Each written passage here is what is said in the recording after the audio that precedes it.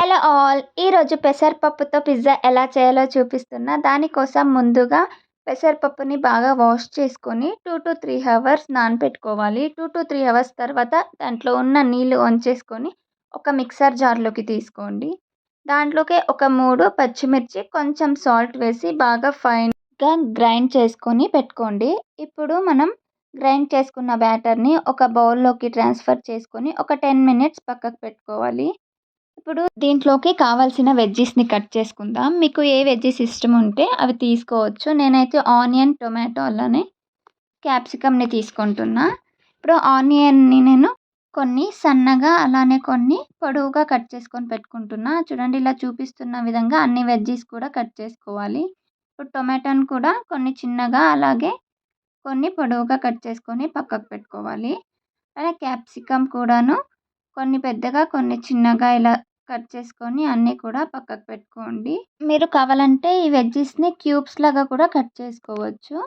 నేనైతే పొడవుగా కట్ చేసుకున్నా. ఇప్పుడు మనం సన్నగా కట్ చేసుకున్న వెజ్జీస్‌నన్నీ కూడా ఒక బౌల్‌లోకి వేసుకొని దాంట్లోకి కొంచెం సాల్ట్, కొంచెం ఆరిగానో, కొంచెం చిల్లీ ఫ్లేక్స్, అలాగే కొంచెం టొమాటో కెచప్ వేసుకొని ఇదంతా కూడా బాగా మిక్స్ చేసుకోండి.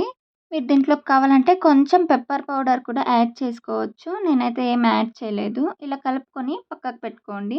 ఇప్పుడు మనం గ్రైండ్ చేసి పెట్టుకున్న బ్యాటర్‌ని తీసుకొని దాంట్లోకి 2 స్పూన్స్ సూజీ రవ్వని యాడ్ చేసుకొని అంతా కూడా బాగా మిక్స్ అయ్యేలా కలుపుకోవాలి.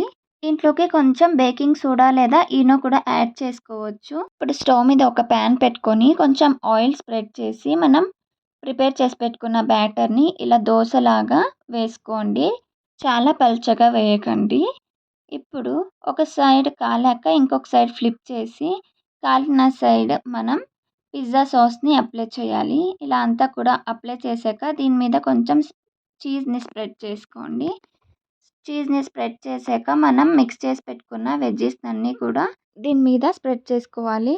ఇప్పుడు కొన్ని స్వీట్ కార్న్ కూడా వేస్తున్నా. మీ దగ్గర లేకపోతే స్కిప్ చేయొచ్చు. ఇప్పుడు మనం పొడవుగా కట్ చేసి పెట్టుకున్న వెజ్జీస్‌ని కూడా ఇలా అరేంజ్ చేసుకోండి రౌండ్‌గా.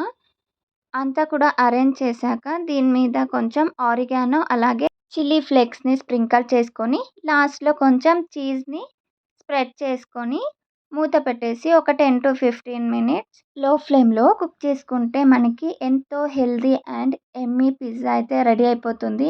మీరు కూడా ఇంట్లోనే ఇలా హెల్తీగా పిజ్జా ట్రై చేయండి. ఈ వీడియో మీకు నచ్చితే please like, share and subscribe. Thank you for watching. Bye bye.